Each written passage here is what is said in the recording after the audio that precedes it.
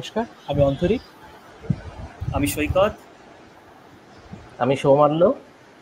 আজকে weekend of স্ক্রিপ্টসে আমাদের guest professor মৃন্ময় প্রামাণিক। মৃন্ময় ক্যালকাটা ইউনিভার্সিটির comparative Indian language and literature বিভাগের অধ্যাপক এবং মৃন্ময় রিসেন্টলি সাহিত্য একাডেমি পুরস্কার পেয়েছে। শরণ কুমার লিম্বালের লেখা চে সৌন্দর্য শাস্ত্র, এইটাকে যেটা অনুবাদ করেছে সেটার নাম দলিত নন্দন তত্ত্ব, সেই অনুবাদের জন্য সাহিত্য একাডেমি পুরস্কার পেয়েছে।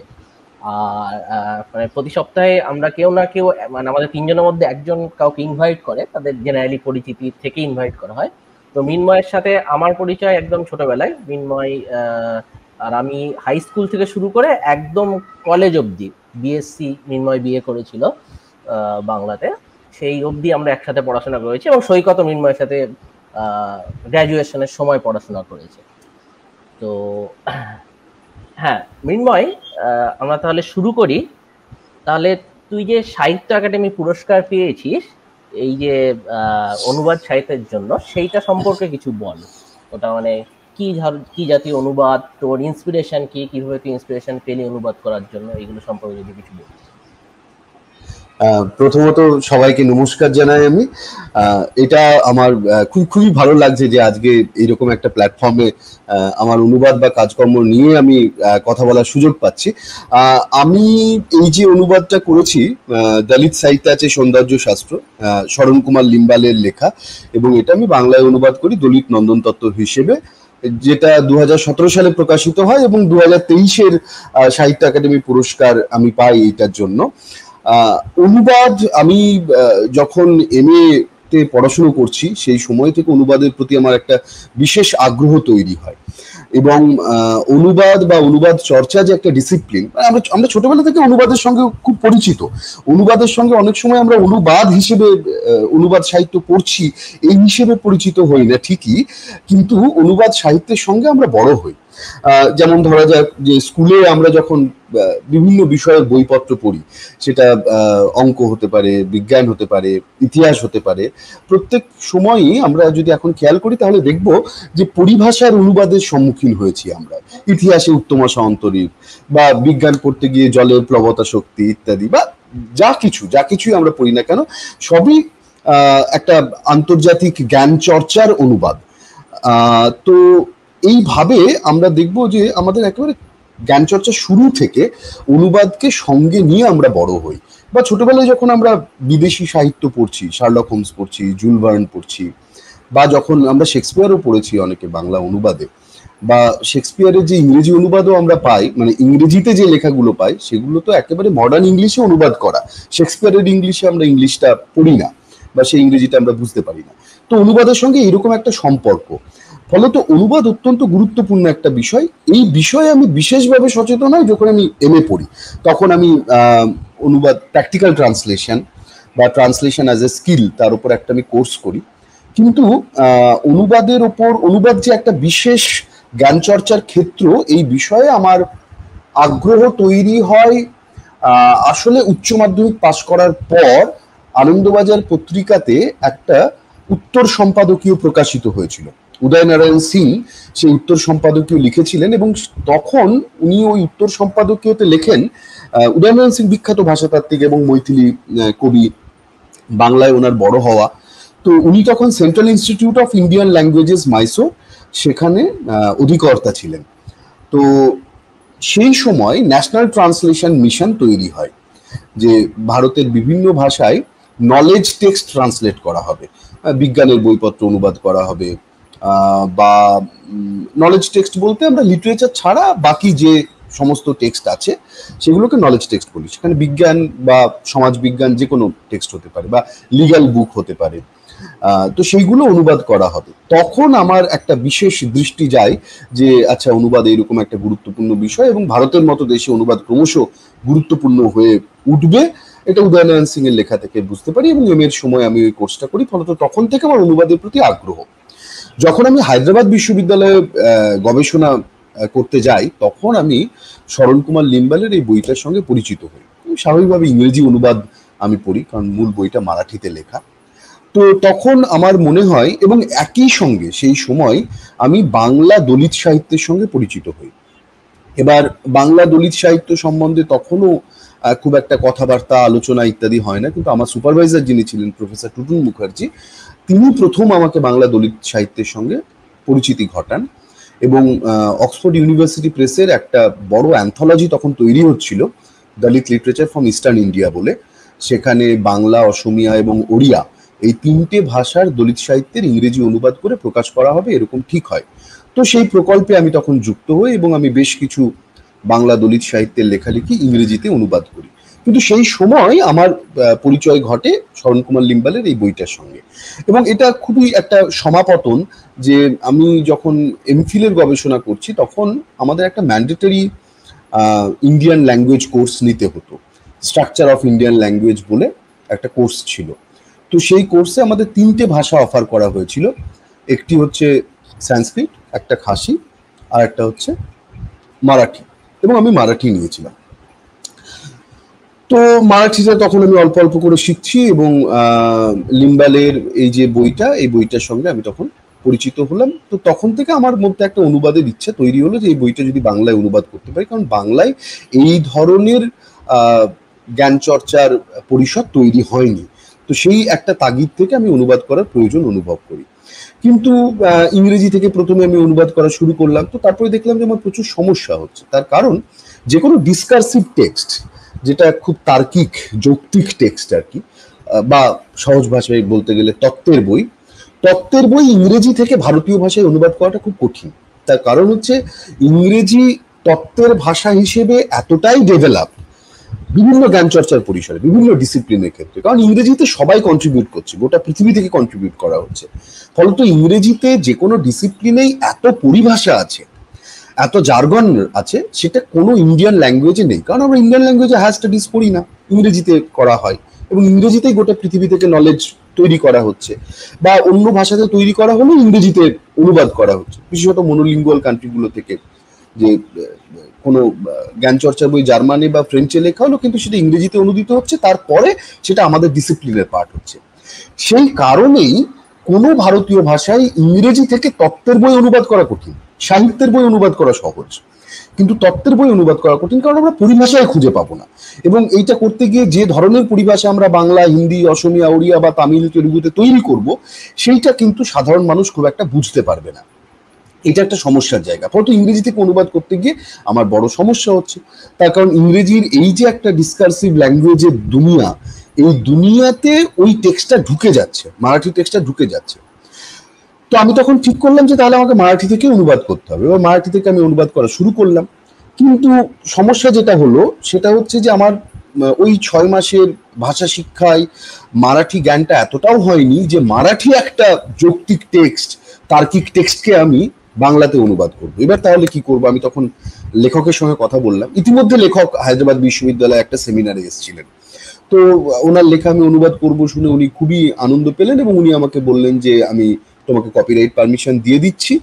এবং সবারই স্বাভাবিকভাবেই একটা আগ্রহের বিষয় থাকে যে বাংলা ভাষায় কোনো লেখা অনুদিত হবে, কারণ বাংলায় এত সাহিত্যের পাঠক, এবং রবীন্দ্রনাথ ছিলেন বাংলায়, এটা সবাই জানে, হয়তো সবার কাছে একটা আনন্দের বিষয়। লিম্বালে জিও খুব আনন্দ পেয়েছিলেন, কারণ লিম্বালে জির ইতিপূর্বে কোনো বই বাংলাতে অনুদিত হয়নি। তো তখন উনি আমাকে বললেন যে তুমি হিন্দিটা থেকে অনুবাদ শুরু করো। হিন্দি এবং মারাঠি যেহেতু পরস্পর খুব কাছের ভাষা, তৎসম ভাষা, শব্দগুলো এক, বাক্য গঠন এক, এবং বেশিরভাগ শব্দের ব্যবহারই এক। তো তখন আমি হিন্দি থেকে অনুবাদ শুরু করলাম। এবার দীর্ঘদিন ধরে আমি হিন্দি থেকে অনুবাদ করছি, মারাঠি টেক্সটটা দেখছি। ইংরেজি টেক্সটটা আমি পুরোপুরি অ্যাভয়েড করলাম, কারণ ইংরেজি টেক্সটের ওই ইংরেজি ভাষার কারণেই যে স্ট্রাকচারটা তৈরি হয়, ওই স্ট্রাকচারটাকে ফলো করাটা খুব কঠিন। সেটা ভাষাগত সমস্যার কারণেই কঠিন, ভাষাগত দূরত্বের কারণেই কঠিন। তো তখন আমি হিন্দি আর মারাঠি মিলিয়ে বাংলায় আমি অনুবাদ করি, এবং 2017 সালের 2রা এপ্রিল ওই অনুবাদ বইটি প্রকাশিত হয়। এবং আমার জন্য খুব আনন্দের বিষয় যেটা, যে লিম্বালেজি সেই সময় কলকাতায় আসেন এবং লিম্বালেজির হাত দিয়েই ওই বইটা অনুদিত হয়। এবং বইটা অনুদিত হওয়ার পর বইটা খুব ভালো রেসপন্স পায়, এবং 2017 সালে প্রকাশিত হওয়ার পর 2018-তে যখন কলিকাতা বিশ্ববিদ্যালয়ে পাঠ্যসূচির পরিবর্তন ঘটে, তখন বাংলা বিভাগে দলিত নন্দন তত্ত্ব পাঠ্যক্রমের মধ্যে নিয়ে আসা হয়। তো এইটা একটা বড় এই অনুবাদের প্রভাব বলা যেতে পারে। এবং এই অনুবাদ বইটা প্রকাশিত হওয়ার পর অনুবাদক হিসেবে আমিও যথেষ্ট একটা স্বীকৃতি পাই, কারণ বিভিন্ন জায়গায় কলেজ বিশ্ববিদ্যালয় থেকে তখন আমাকে বক্তৃতা দেওয়ার জন্য ডাকা হয়। তো এইভাবে এই বইটার সঙ্গে একটা দীর্ঘদিনের সম্পর্ক, অনুবাদ করা এবং তারপরে এই জায়গায় আসা, এই আর কি। আমার একটা ভীষণ কিউরিয়াসিটি হচ্ছে, একটা কি উদাহরণ দিয়ে বলা যায় যে অ্যাকচুয়াল মারাঠিতে যিনি লিখেছিলেন সেটা এরকম ছিল, ইংরাজিতে এরকম শুনতে লাগছিল, কিন্তু বাংলা পরিবর্তন করলে এরকম দাঁড়ায়, এরকম একটা উদাহরণ দেওয়া সম্ভব? হ্যাঁ, আসলে বিষয়টা হচ্ছে যে আমরা যখন ইংরেজিতে কোনো টেক্সট লেখা হয় বা কোনো টেক্সট ট্রান্সলেট করা হয়, সেই ট্রান্সলেশনে একটা বড় ডিভিয়েশন ঘটে। সেই ডিভিয়েশনটা ঘটে এই জন্য, কারণ ভাষাটা আসলে প্রত্যেকটা জ্ঞান চর্চার ক্ষেত্রে নিজস্ব একটা ভাষা আছে। মানে আমি বাংলা ভাষা ভালো জানি মানে এটা নয় যে বাংলা তত্ত্বের ভাষা আমি ভালো জানি, সে ভাষাটা আলাদা। বা আমি ইংরেজি ভাষা ভালো জানি, সারা জীবন ইংরেজি মাধ্যমে খুব ভালো স্কুলে পড়েছি মানে এটা নয় যে ইংরেজি তত্ত্বের ভাষাটা আমি ভালোভাবে বুঝতে পারবো। তত্ত্বের ভাষাটার প্রকাশ সম্পূর্ণ অন্য রকমের হয়, তাতে মানে তার সঙ্গে গ্রামাটিক্যালি বা স্ট্রাকচারালি একটা ভাষা শেখার কোনো সম্পর্ক নেই। তত্ত্বের ভাষাটা একটা ওই যাপনের মধ্যে দিয়ে, চর্চার মধ্যে দিয়ে মানুষ অর্জন করে। এবার যেটা হচ্ছে, মারাঠি টেক্সটটা বা যে কোনো ভারতীয় টেক্সট, এইগুলো যখন লেখা হয়, মানে আমাদের জ্ঞান চর্চার কিছু মানে একটা বেসিক জিনিস আমার এখানে বলা দরকার, যে আমাদের জ্ঞান চর্চার ঘরানার পার্থক্য আছে। যেমন বাংলায় যখন আমি কোনো সমালোচনার বই লিখবো বা সমালোচনামূলক প্রবন্ধ লিখবো, তখন আমি সেটা একভাবে লিখি।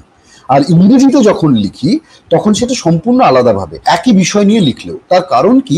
তার কারণ হচ্ছে ইংরেজির একটা নির্দিষ্ট স্টাইল শিট আছে, একটা নয় অনেকগুলো স্টাইল শিট আছে। হ্যাঁ, যে আমেরিকান ফিলোসফিক্যাল অ্যাসোসিয়েশন এপিএ তার একটা আছে, হার্ভার্ডের একটা আছে, এমএলএ বা modern language association of America তার একটা আছে। এবার বিভিন্ন ডিসিপ্লিন বিভিন্ন স্টাইল শিট ফলো করে গবেষণা করছে। বিভিন্ন ডিসিপ্লিনে একাডেমিক চর্চায় শব্দ ব্যবহারের দিক থেকে আলাদা। মানে একটা শব্দ তার কনোটেশন পাল্টে পাল্টে যাবে। মানে সোশিওলজিস্ট যেভাবে ব্যবহার করবেন, লিটারেচারের লোক যেভাবে ব্যবহার করবেন এবং সাধারণ মানুষ যেভাবে ব্যবহার করবেন সেটা আলাদা। আমরা যেমন যখন ক্লাসে পড়াই বা আমরা যখন তাত্ত্বিক আলোচনা করি, তখন আমরা বারবার পলিটিক্স শব্দটা খুব ব্যবহার করি, কিন্তু আমরা যখনই পলিটিক্স কথাটা বলি তখন সাধারণ মানুষের কাছে এরকম একটা পারসেপশন তৈরি হয় যে ভোট, একটা ভোটের ছবি সবার কাছে চলে আসে। কিন্তু আমরা যখন পলিটিক্স শব্দটা ব্যবহার করি আমাদের ডিসিপ্লিনের মধ্যে, তখন আমরা পাওয়ার ইমব্যালেন্সকে বোঝানোর চেষ্টা করি, যে ক্ষমতার ভারসাম্যহীনতা, সেইটাকে বোঝানোর জন্য পলিটিক্স শব্দটা ব্যবহার করি। বা এজেন্সি, যে আমি একটা কাজ করছি বা করতে চাইছি, এখানে আমার এজেন্সি আছে। এজেন্সি মানে আমার উদ্দেশ্য আছে, একটা নিজস্ব আমার একটা লক্ষ্য আছে, সেই লক্ষ্য অনুযায়ী আমি এই কাজটা করছি, কিন্তু তার মানে আমার একটা নিজস্ব এজেন্সি আছে এই কাজটার মধ্যে। এবার কে কাজ করছে সেই অনুযায়ী এজেন্সি পাল্টে যাবে।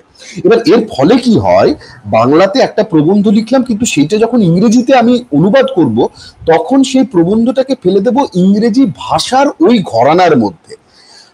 ডেভিয়েশনটা হয় এই কারণে যে আমি মানে একটা অনুবাদ যখন করছি তখন আসলে একটা টেক্সট থেকে আর একটা টেক্সটে যে আমি শুধু যাচ্ছি এরকম নয়, আমি একটা ঘরানা থেকে আর একটা ঘরানাতে যাচ্ছি। যত সমস্যা হচ্ছে এই জায়গাটাতে।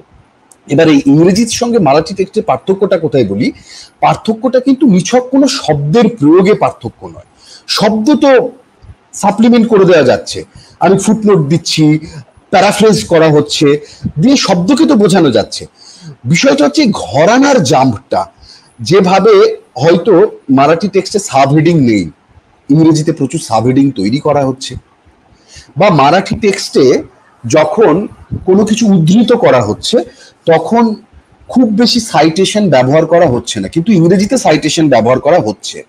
কেন সাইটেশন ব্যবহার করা হচ্ছে? কারণ ইংরেজি পাঠক আলাদা। মারাঠিতে যিনি লিখছেন তার তো মাথায় আছে আমি মারাঠি, তিনি তো জানেন না যে তার বইটি ইংরেজিতে অনুবাদ হবে, বা ইংরেজি অনুবাদটা যিনি করছেন তিনি আমেরিকার একজন অধ্যাপক, বাঙালি কিন্তু আমেরিকার অধ্যাপক, এবং উনি মারাঠি জানেন, মানে আমেরিকাতে অধ্যাপনা করেন। এবার উনি যখন আমেরিকাতে অধ্যাপনা করছেন এবং আমেরিকায় বসে একটা ভারতীয় টেক্সট ইংরেজিতে অনুবাদ করছেন, উনি কিন্তু করছেন আমেরিকান লিটারেচার এবং পলিটিক্যাল স্টাডিজের যে লিঙ্গুইস্টিক ঘরানা, সেই ঘরানাটাকে মাথায় রেখে উনি করছেন।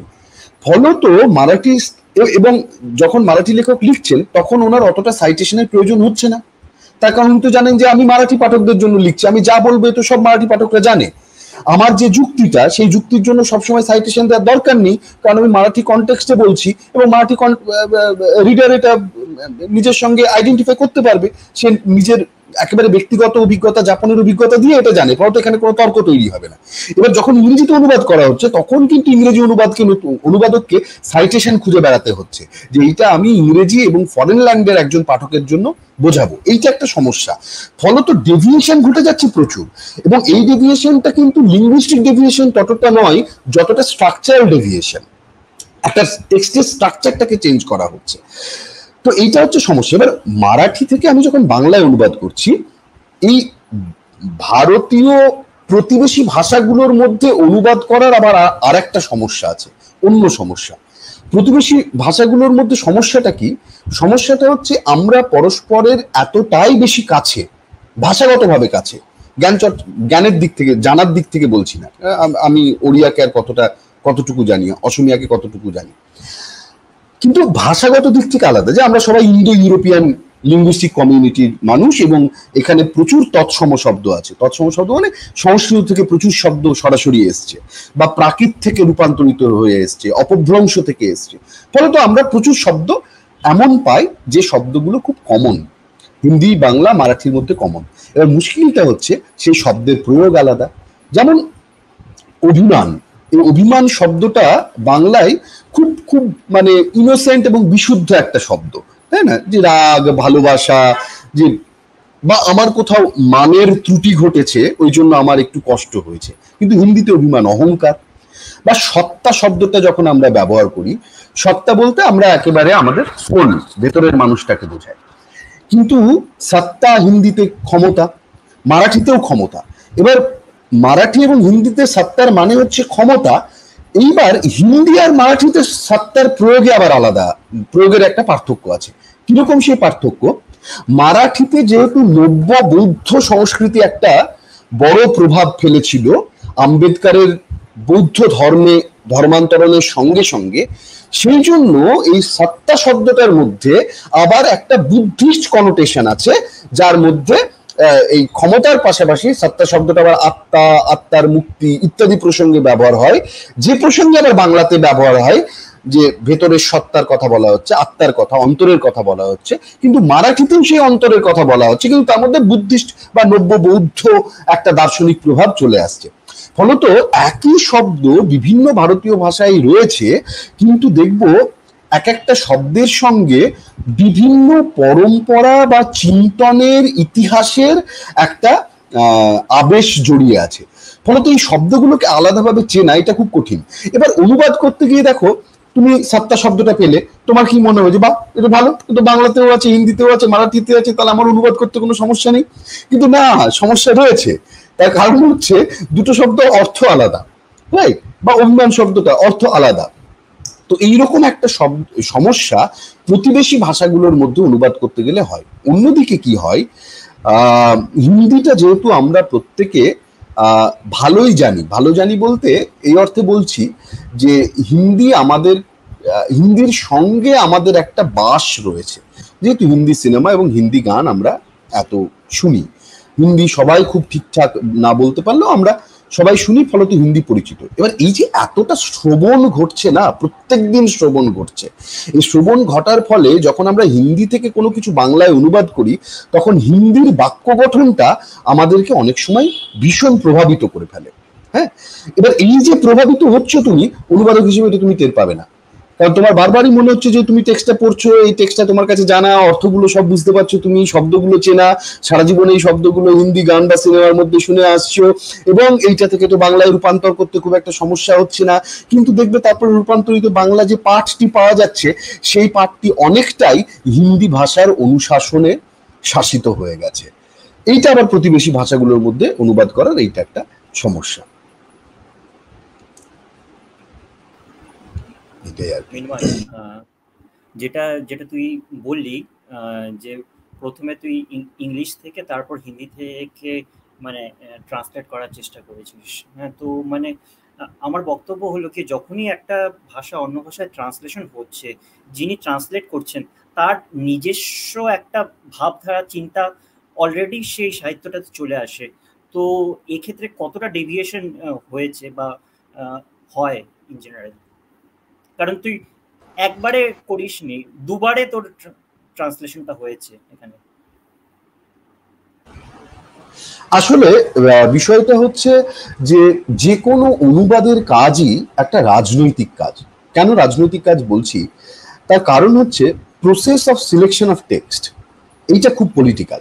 মানে আমি এই টেক্সটটা অনুবাদ করছি, এই টেক্সটটা অনুবাদ করার জন্য আমি একটা সময় দিচ্ছি, আমার চিন্তা ভাবনা পরিশ্রম সমস্ত কিছু আছে। আমি কেন অন্য একটা টেক্সট অনুবাদ করিনি, রাইট?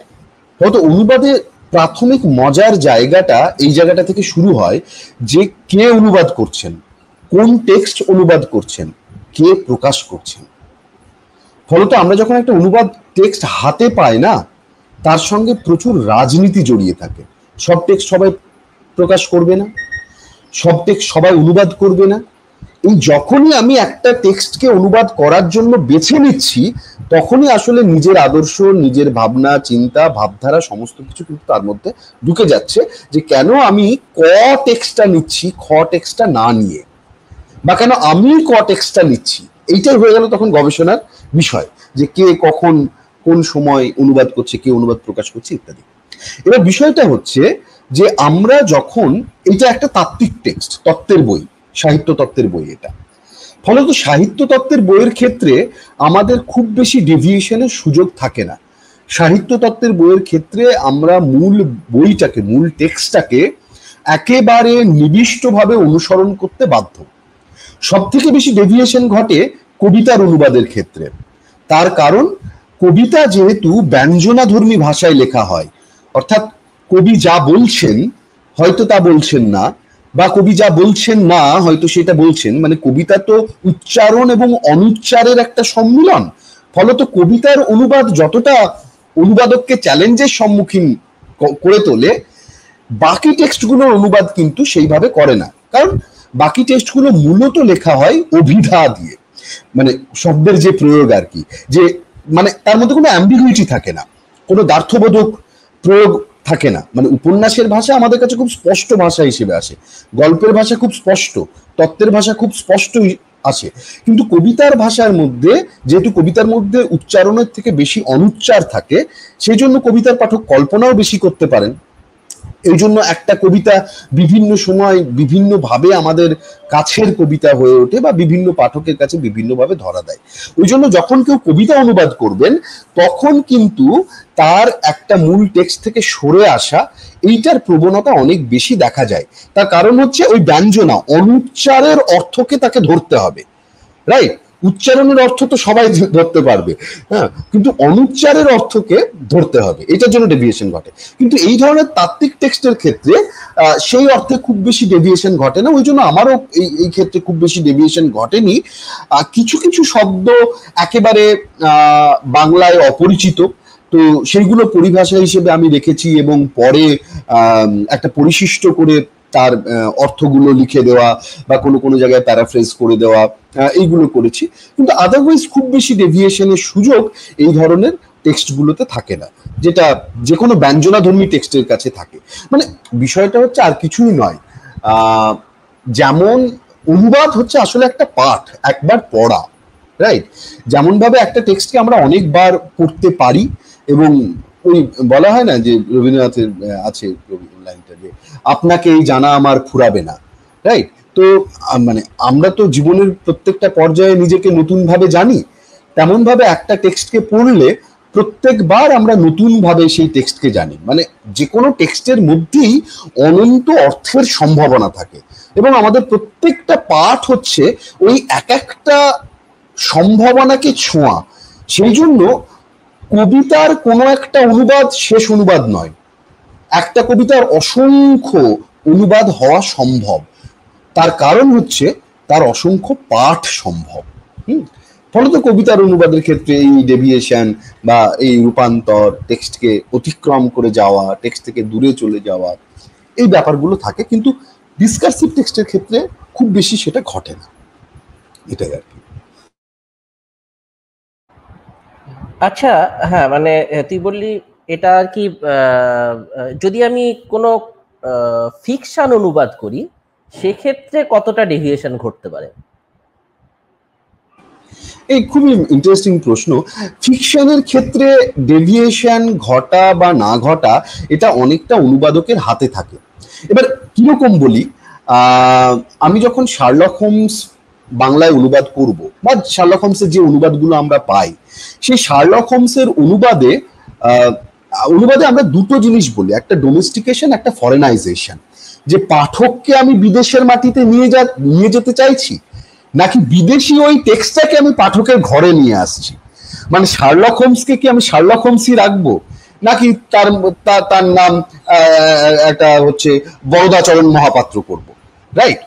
এবার শার্লক হোমস সেই টেক্সটটা এতটাই জনপ্রিয় একটা টেক্সট, এবং শার্লক হিসেবে এতটা জনপ্রিয় যে সেখানে আমি কোনো কিছু পাল্টাবো না, পাঠক সেটা নিতে পারবে না, চোখে লাগবে পাঠকের।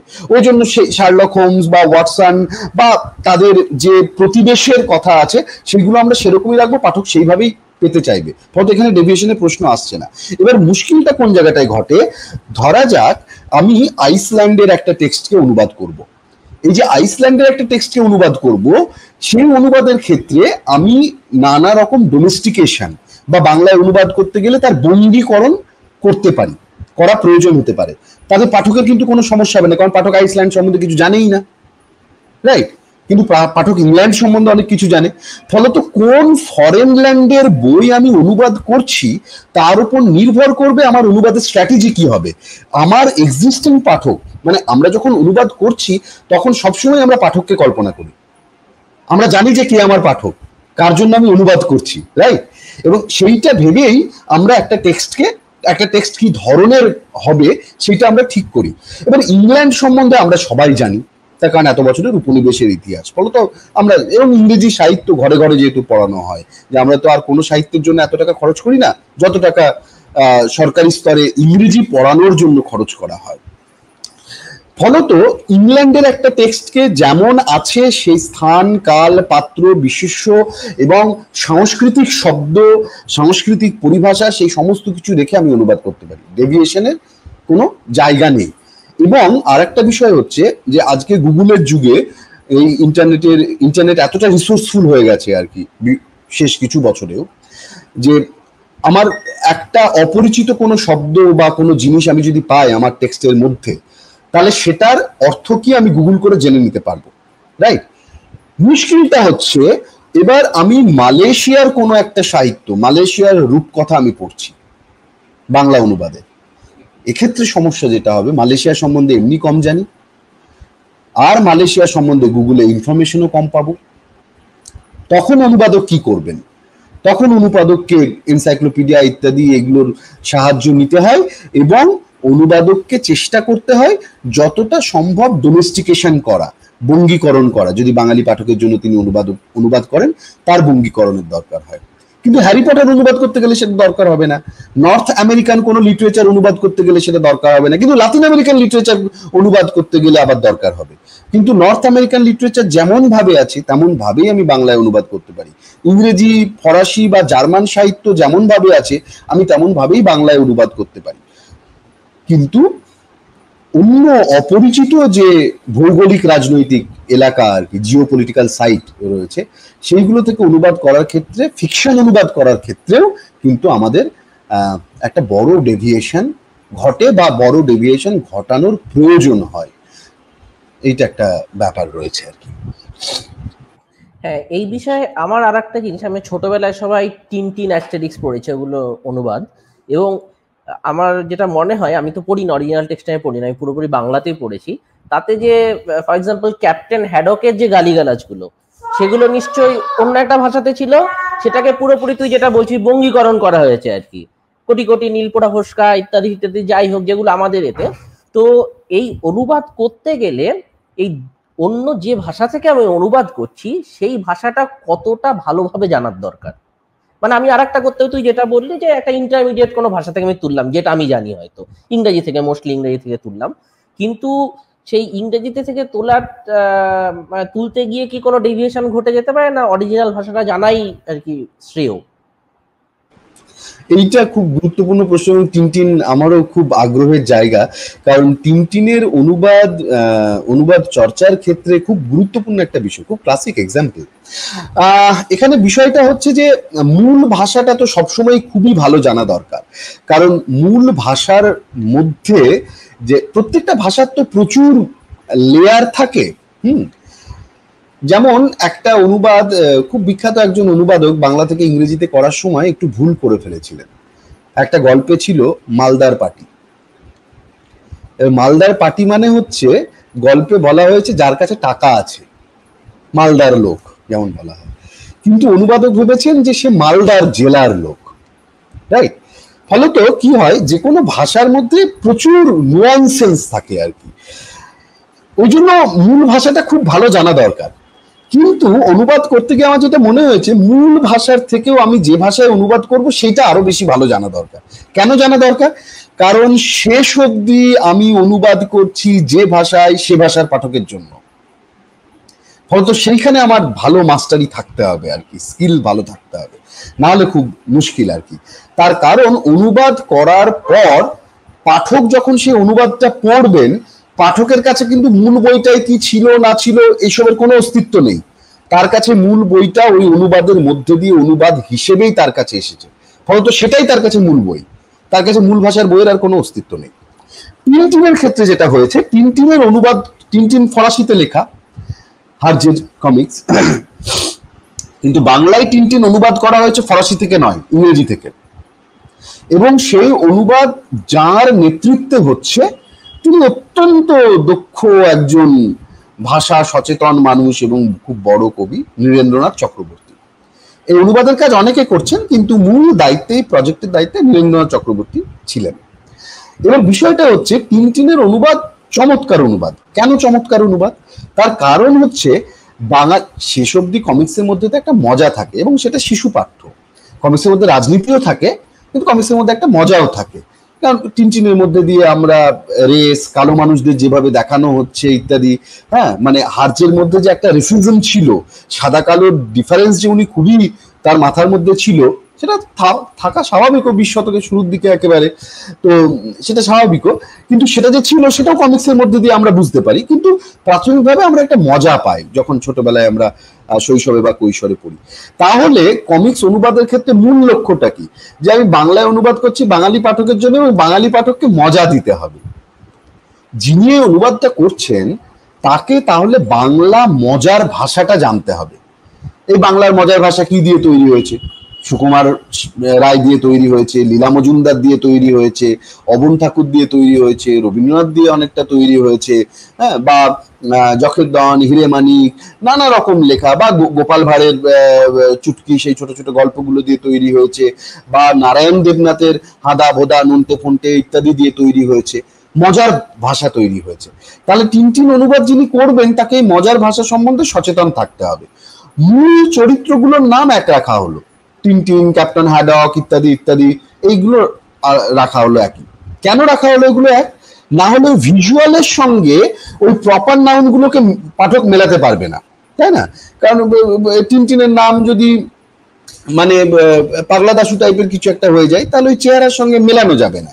হয়তো নামগুলো ওরকম থাকলো, কিন্তু তারা যে রসিকতা করে, তারা যে ভাষায় কথা বলে, যে ভাষায় পরস্পরকে আক্রমণ করছে, বা তাদের বিপদে পড়ার ভাষা যেরকম, সংকটের ভাষা যেরকম, সেই ভাষাটা সম্পূর্ণ একটা ভঙ্গীকরণ করা হলো। কারণ পাঠক মজা পাবে সেই ভাষাটার মধ্যে দিয়ে। উল্টো দিকে আবার অন্য একটা মজার বিষয় তৈরি হলো, যে নাম ক্যাপ্টেন হ্যাডক, কিন্তু সে এইরকম একেবারে দেশি গ্রাম্য বাংলার যে মজা, সেই মজার ভাষায় সে কথা বলবে। এইটা আর একটা অন্য মজার বিষয় আর কি। তো এইটা ওই জন্য খুব গুরুত্বপূর্ণ। এইগুলোকে আমরা কালচারাল ট্রান্সলেশন বলি আর কি। এই কালচারাল ট্রান্সলেশনটা খুব গুরুত্বপূর্ণ আর কি, যে কিভাবে আমি এই মজার ভাষা অন্য একটা ভাষা থেকে তৈরি করব। এবং খুব চ্যালেঞ্জিং একটা ইউরোপীয় ভাষা থেকে বাংলায় অনুবাদ করা। মানে আমি বারবার বলছি কি, অনুবাদের ক্ষেত্রে মূল ভাষাটা আমি কত ভালো জানি এটার থেকেও গুরুত্বপূর্ণ হচ্ছে আমি যে ভাষায় টার্গেট ল্যাঙ্গুয়েজ আমরা বলি, সোর্স ল্যাঙ্গুয়েজ এবং টার্গেট ল্যাঙ্গুয়েজ, যে টার্গেট ল্যাঙ্গুয়েজটা কত ভালো জানি এইটা হচ্ছে গুরুত্বপূর্ণ। মানে ভেবে দেখ, যিনি এটা টিনটিন বাংলায় অনুবাদ করছেন বা যার নেতৃত্বে এই কাজটা হচ্ছে, তারা যদি বাংলা ভাষাটা খুব ভালো না জানতেন, বা বাংলা ভাষাটা জানাও বলছি না, বাংলা এই রসের ভাষা, মজার ভাষা, এইটা যদি ভালো না জানতেন, তাহলে কিন্তু ওই অনুবাদ আমাদেরকে এইভাবে স্পর্শ করতো না। মানে আমরা, এবং আর একটা মজার বিষয় আমি বলি, প্রত্যেকেরই অনেক অবাঙালি বন্ধু বান্ধব আছে, ভারতীয় বন্ধু বান্ধব আছে আর কি। অবাঙালি খুব বাজে শব্দ, মানে আমরা বাঙালির অপর হিসেবে সবাইকে অবাঙালি বলি। তো ভারতীয় বন্ধু বান্ধব রয়েছে সবার। এবার যদি তোদের ভারতীয় বন্ধু বান্ধবদের জিজ্ঞেস করিস যে তারা টিনটিন কোন ভাষায় পড়েছে, বা টিনটিন এই প্রশ্নটা যদি তুলিস, তাহলে তাদের মধ্যে সেরকম রেসপন্স পাবি না। তার কারণ হচ্ছে, যদি না তারা খুব কনভেন্ট টনভেন্টে পড়াশোনা করেছে, ইংরেজি মিডিয়ামে পড়েছে এবং ইংরেজিতে টিনটিন পড়েছে, যদি এটা না হয় পাবি না। কিন্তু একমাত্র ভারতীয় সম্প্রদায় হচ্ছে বাঙালি যাদের মধ্যে টিনটিনের এতটা প্রভাব। তার কারণ হচ্ছে এত ভালো বাংলা অনুবাদ। টিনটিনের এইরকম ভালো অনুবাদ হচ্ছে হিন্দি, মালায়ালাম, তামিল, তেলুগু, মারাঠি কোনো ভাষাতেই হয়নি। মানে টিনটিনটা এতটাই বাঙালিদের মধ্যে প্রভাব ফেলেছে, ওই জন্য আমি আমার বিভিন্ন ভারতীয় ভাষাভাষী বন্ধু বান্ধবদের জিজ্ঞেস করেছি টিনটিন নিয়ে। মানে খুব ইনফর্মাল কেস স্টাডি আর কি এটা। এবং তাদের প্রত্যেকের কাছে তারা খুবই অবাক হয়েছে, ও টিনটিন, হ্যাঁ এই তো একটা পড়েছিলাম, হ্যাঁ টিনটিন শুনেছি। তারা সবাই খুব পড়ুয়া, কিন্তু টিনটিন অতটা পড়েনি। তাহলে বাঙালি এত টিনটিন পড়লো কি করে? তার কারণ টিনটিনের অনুবাদ কে প্রকাশ করছে, কেন আবার প্রকাশকের গুরুত্ব রয়েছে, সেটা বেরোচ্ছে আনন্দ মেলাতে। তো আনন্দ মেলার যে একটা কালচারাল এবং ইন্টেলেকচুয়াল ইনফ্লুয়েন্স রয়েছে আর কি, যে শিক্ষিত মধ্যবিত্ত বাড়িতে স্কুল পড়ুয়া ছেলে মেয়েদেরকে মা বাবারা আনন্দ মেলা পড়াচ্ছে, যে পড়ার বইয়ের বাইরে এই পত্রিকাটা পড়লে তার একটা অন্য আত্মিক বা মেধাগত উন্নতি ঘটবে। এবং সেই আনন্দ মেলাতে টিনটিন প্রকাশিত হচ্ছে। টিনটিন যদি শুক্তারাতেও প্রকাশিত হতো, তাহলে আই ডাউট যে কতটা এই এতটা ইনফ্লুয়েন্স তৈরি করতে পারতো কিনা, যেভাবে ইনফ্লুয়েন্স তৈরি করেছে। এবং এর ফলে কি হলো, টিনটিন আর কেবলমাত্র একটা কমিক্স থাকলো না। আমি একটা পোস্টার ফ্লেক্স দেখেছিলাম একটা কয়েক বছর আগে কলেজ স্ট্রিটেই, যে জামাই ষষ্ঠীতে টিনটিন একদম সেই গরদের ধুতি পাঞ্জাবি পরে, হাতে মিষ্টির ভাঁড় এবং মাছ নিয়ে টিনটিন যাচ্ছে। এটা একটা ফ্লেক্সে ছবি আছে। মানে এটা বোঝা যায় যে একটা টেক্সট একটা কমিউনিটির কতটা আপন হয়ে গেছে। এবং এই আপনটা হচ্ছে অনুবাদের মধ্যে দিয়ে। মানে এই আপন হওয়াটা অনুবাদ ছাড়া তো আর কিছু নয়, তাই না? মানে একদম গণপরিসরে টিনটিনের এই যে একটা প্রতিগ্রহণ বা রিসেপশন ঘটছে, সেটা সম্ভব হচ্ছে কিন্তু বাংলা ভাষা, তুই যেটা বললি, হ্যাঁ, ওই নীল ফসকা ইত্যাদি, হ্যাঁ, এই যে মজার ভাষা তৈরি করতে পেরেছিলেন অনুবাদকরা, সেই কারণেই এটা হওয়া। এটাই আর কি। এবার আমি একটু প্রসঙ্গ থেকে সরে যাব, দাদা একটু পিছিয়ে যাব। যেটা আমরা আমাদের চারপাশে দেখি বা আমাদের এই অনুষ্ঠানের বিগত এপিসোড গুলোতে যারা এসছে তাদের কাছ থেকে আমরা যেটা বুঝেছি, যে বাঙালি মধ্যবিত্ত বাড়িতে যখনই কোনো মেধাবী ছাত্র বা ছাত্রী থাকে, বাবা মা এবং শিক্ষক শিক্ষিকাদের একটা বিশাল ইচ্ছা থাকে যে তারা ডাক্তার বা ইঞ্জিনিয়ার হোক। তো তুমি যে একটা সম্পূর্ণ অন্য ধারায় গেলে, সেটার পেছনে মোটিভেশন কি? সেটা নির্বাচনের জন্য কি অনেক যুদ্ধ করতে হলো সবার সাথে, না সেটা বাই ডিফল্ট হলো? সেই জায়গাটা একটু আমাদের বোঝা। হ্যাঁ, এইটাও খুব গুরুত্বপূর্ণ প্রশ্ন। এখন বিষয়টা হচ্ছে যে আমি জীবনে কোনোদিনই ভাবিনি যে আমি বিজ্ঞান পড়ার জন্য উপযুক্ত, কারণ আমি অঙ্ক চিরকালই খুবই খারাপ করতাম। কিন্তু মাধ্যমিকে অঙ্কে ভালো নম্বর পেয়েছিলাম, কারণ মাধ্যমিকে সবাই মোটামুটি সবকিছুতে ভালো নম্বর পায়। আর মাধ্যমিকে তো সবই মোটামুটি বোঝা যায়, একটু মন দিয়ে পড়াশোনা করলে সবই মোটামুটি বোঝা যায় যে কি কি আসতে পারে ইত্যাদি ইত্যাদি। তো মাধ্যমিকে আমি মানে অঙ্ক, বিজ্ঞান এইগুলোতে আমার বেশি নম্বর ছিল, ইংরেজির পাশাপাশি। আর্টসের বাকি সাবজেক্টগুলোতে আমার খুব বেশি নম্বর আমি পাইনি। বাংলা, ইতিহাস, ভূগোল এইগুলোতে আমি ততটা বেশি পাইনি নম্বর, কিন্তু জীবন বিজ্ঞানে সব থেকে বেশি পেয়েছিলাম, তারপরে ফিজিক্যাল সায়েন্স, ইংরেজি, তারপরে অঙ্ক, এইগুলোতে বেশি পেয়েছিলাম। কিন্তু আমি কখনোই এটা জীবনে ভাবিনি যে আমি বিজ্ঞান নিয়ে পড়তে পারি। তার দুটো কারণ, একটা হচ্ছে ওই অঙ্ক খারাপ করতাম, এটা বললাম। আর তারপরে যেটা হয় বাঙালি মধ্যবিত্ত পরিবারে, যেটা হয় যে অঙ্ক এবং বিজ্ঞান নিয়ে একটা অদ্ভুত ভীতি তৈরি করা হয়, যে ভীতিটা ইংরেজি নিয়েও তৈরি করা হয়। ওই জন্য অনেক ছেলে মেয়ে যারা হয়তো বিজ্ঞান পড়তে পারতো বা ইংরেজি পড়তে পারতো, তারা পড়ে না, এমন একটা ভীতি তৈরি করা হয়।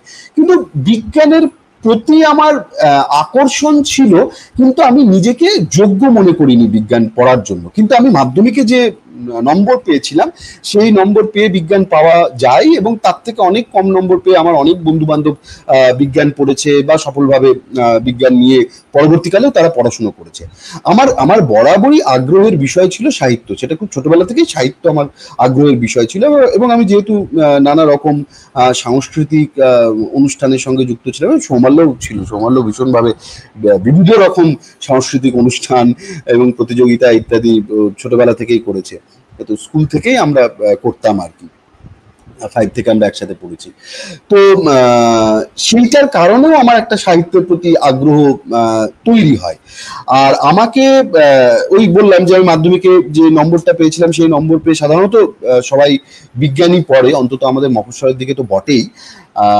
তো আমাকে বাড়ি থেকে কেউ কোনোদিন কোনো কিছু বলেনি, তার কারণ আমার বাড়িতে ওই রকম কোনো সচেতনতা ছিল না যে কত নম্বর পেয়ে কি পড়া যায় বা কি পড়তে হয় ইত্যাদি ইত্যাদি, এই ব্যাপারটা ছিল না। এটা না থাকার কারণে আমার পড়াশোনা নিয়ে কোনোদিনই কেউ কোনো কিছু বলেনি। ফলত আমি সাহিত্য পড়বো বা কলাবিদ্যা পড়াশোনা করব, এইটা আমার ঠিক ছিল এবং বাধাহীনভাবেই সেইটা আমি করতে পারি। পরবর্তীকালে যখন আরো পড়াশুনো করি বা গবেষণাতে আসি, তখন তো একটা অন্য মজা পাই, এবং এই যে একটা বৃহত্তর জ্ঞান চর্চার জগতের যে জটিল রাজনীতি এবং ক্ষমতার সমীকরণ গোটা পৃথিবী জুড়ে চলে, সেইটা কিছুটা ধীরে ধীরে ধীরে ধীরে বুঝতে পারি। ফলত এটা খুবই আমার কাছে পরবর্তীকালে মজার বিষয় হয়। এখন তো আরো বেশি করে হয়। এখন আমি বিস্মিত হই যখন সারা দেশে এত মেধাবী সাহিত্যের অধ্যাপকদের দেখি, তখন আমি এইটা ভাবি যে এত মেধাবী মানুষজন তারা একটা সময় ভেবেছিল সবাই সাহিত্য নিয়ে পড়াশোনা করবে। এটাই আমার কাছে খুব আশ্চর্যের লাগে যে অন্য অনেক কিছুই করতে পারতো, কিন্তু কেন সবাই সাহিত্য পড়তে এলো, এই আর কি। আমি আবার একটা অনুবাদ সাহিত্য নিয়ে প্রশ্ন করতে চাই। বর্তমান সময়ে কিছু কিছু অনুবাদ সাহিত্য দেখেছি, মানে কমার্শিয়ালাইজেশনের ক্ষেত্রে দেখেছি। আমার মনে আছে কয়েক বছর আগে এয়ারটেলের একটা অ্যাডভার্টাইজমেন্ট বেরিয়েছিল, এবং সেটা পেপারে এসেছিল, ফ্রন্ট পেজে ছিল। হ্যাঁ, সেটা ইংলিশ সে যেটা ছিল টাইমস অফ ইন্ডিয়াতে, আর হয়তো আনন্দবাজার পত্রিকায় যে ট্রান্সলেশনটা ছিল, সেই ট্রান্সলেশনটা খুবই জঘন্য একটা বাংলা ট্রান্সলেশন হয়েছিল। নিশ্চয়ই তোদের তো নজরে পড়বেই এটা। ইনফ্যাক্ট বর্তমানে যখন আইপিএল ম্যাচ দেখি আমরা, একটা অ্যাডভার্টাইজমেন্ট আসে, কেশরের একটা অ্যাডভার্টাইজমেন্ট আসে, সেখানে একটা বাংলা গান করে। হ্যাঁ, সেই গানের ট্রান্সলেশনটা শুনলেই বোঝা যায় যে কারা ট্রান্সলেট করেছে। হ্যাঁ, এটা দেখে মনে হয় যে মানে আমাদের কমার্শিয়ালাইজেশনের যুগে কেমনভাবে ভাষার অবক্ষয় হয়েছে। হ্যাঁ, মানে এটাকে তো আমরা সাধারণ মানুষ হিসেবে যথেষ্ট মানে নিন্দনীয় চোখেই দেখি। তুই যেহেতু একজন ভাষাবিদ এবং অনুবাদ সাহিত্য নিয়ে কাজ করিস, মানে এই ব্যাপারগুলো কেমন ভাবে তোর চোখে লাগে? সৈকত, এটা অত্যন্ত গুরুত্বপূর্ণ এবং একটা যুগোপযোগী প্রশ্ন, এবং এটা একটা বড় সমস্যা। বিষয়টা হচ্ছে এই সবটাই না ক্ষমতার রাজনীতি এবং ক্ষমতার ঔদ্ধত্য। এই ঔদ্ধত্যের কাছে দুর্বল ভাষাকে সবসময় পরাজিত হতে হয়, এবং বাংলার মতো এরকম শক্তিশালী একটা ভাষা যার এত দীর্ঘ ইন্টেলেকচুয়াল হেরিটেজ, সে বাংলা ভাষা বা ভাষাভাষী মানুষও কিছু করে উঠতে পারছে না। মুশকিলটা হচ্ছে যদি বিজ্ঞাপনের ইতিহাস দেখিস আর কি, মানে এটা দেখার জন্য খুব কঠিন কিছু করতে হবে না, জাস্ট মানে ইন্টারনেট আর্কাইভে গিয়ে যে কোনো পত্রপত্রিকা খুললেই বিজ্ঞাপনগুলো দেখা যাবে। পুরোনো বিজ্ঞাপনগুলো কি হতো, কন্টেন্ট মানে সরি লিঙ্গুইস্টিক কন্টেন্ট প্রধান হতো। একটু ছবি থাকলো কিন্তু লিঙ্গুইস্টিক কন্টেন্টটা প্রচুর থাকতো, আর দীর্ঘ লেখা থাকলো, তাই না?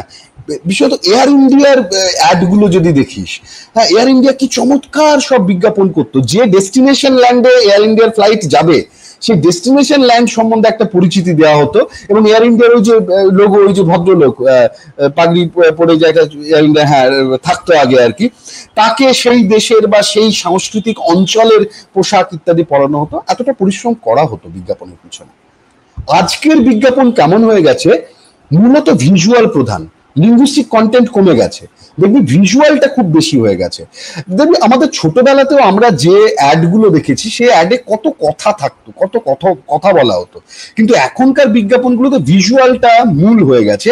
এবং আমরা দেখব যে নানা রকম ভাবে মানুষকে আকর্ষণ করা যে কোনো, এবং এইটা না তপন সিনহা খুব ভালো ধরেছিলেন, গল্প হলেও সত্যি সিনেমাতে, যে একটা টায়ের বিজ্ঞাপন, একটা বিজ্ঞাপন এজেন্সির ঘটনা ওখানে আছে, যে টায়ের বিজ্ঞাপন, একটা নারীর শরীরের উপরে টায়ের বিজ্ঞাপন দেওয়া হচ্ছে। এবার যিনি আর্টিস্ট তিনি ওই অ্যাড কোম্পানির মালিককে প্রশ্ন করছেন যে টাই তো পুরুষদের, তাহলে মেয়েদের ওপর কেন দেওয়া হবে এইটা? তো উনি তখন বলছেন যে কিছু বলার আগে আজকের যুগটার কথা ভাবুন, যে আজকে হচ্ছে এইরকম ভোগবাদের যুগ, ফলত সমস্ত মেল কমোডিটি ফিমেল বডির ওপর দিয়ে চালাতে হবে, রাইট? এই এবার বিষয়টা দেখ, তাহলে কি হলো, লিঙ্গুইস্টিক কন্টেন্টটা আর গুরুত্বপূর্ণ থাকছে না, ভিজুয়াল কন্টেন্টটা গুরুত্বপূর্ণ হয়ে উঠছে। আজকে যখন আমরা সকালবেলায় খবরের কাগজে উঠে ভুল এবং কদাকার কুৎসিত বাংলা, যে বাংলা বাঙালিরা কোনোদিন ব্যবহার করে না, সেই বাংলায় বিজ্ঞাপন দেখি, তখন আমরা পীড়িত হই, ঠিক? এবং এই যে আমরা পীড়িত হচ্ছি, এই পীড়িত হওয়াতে কারোর কিছু যায় আসে না। পীড়িত হওয়াতে যে দ্রব্যের বিজ্ঞাপন দেওয়া হচ্ছে সেই দ্রব্যেরও কোনো ক্ষতি হয় না, তার কারণ বিজ্ঞাপনে মূল মেসেজটা যাচ্ছে ভিজুয়ালের মধ্যে দিয়ে। ফলত ভাষার প্রতি সেই বিজ্ঞাপন, সেই কোম্পানি যে প্রোডাক্টটা তৈরি করছে সে একেবারেই যত্নবান নয়। সে ইংরেজিতে বা হিন্দিতে তৈরি করেছে এবং সে জানে হিন্দিতে তৈরি করলে গোটা ভারতে চালানো যাবে, সে সেইভাবে চালিয়ে দিচ্ছে এবং সে দেখছে আমার ভাষাটা গুরুত্বপূর্ণ নয়, আমার ভিজুয়ালটা গুরুত্বপূর্ণ, ভিজুয়াল দিয়ে আমি প্রোডাক্টের গুরুত্বটা আমি পৌঁছে দিতে পারবো, রাইট? এইটা করছে এবং সেই জন্য সে ভারতীয় ভাষাগুলোতে অনুবাদের জন্য অনুবাদক রাখছে না, বেশিরভাগ ক্ষেত্রে গুগল ট্রান্সলেশনে ট্রান্সলেট করছে। বহুদিন আগে একটা বিজ্ঞাপন দেখেছিলাম, বহুদিন মানে বছর 4-5 আগে, আনন্দবাজারে একটা রাইট সাইডে ফ্রন্ট পেজে বিজ্ঞাপন বেরিয়েছে, যে বিজ্ঞাপনটা হচ্ছে এইরকম, সেটা কি ছিল যা একটা খবরের কাগজ আলাকে পরমাণু বিজ্ঞানীতে পরিণত করলো। হ্যাঁ, মানে এটা ট্রান্সলেট হচ্ছে হিন্দি থেকে, वो क्या था। হ্যাঁ, এবার ওইটার পুরোপুরি বাংলা হচ্ছে। এবার আমরা তো বাংলায় যখন প্রশ্ন করি, বাংলায় কি আমরা এইভাবে কেউ কখনো প্রশ্ন করি যে সেটা কি ছিল?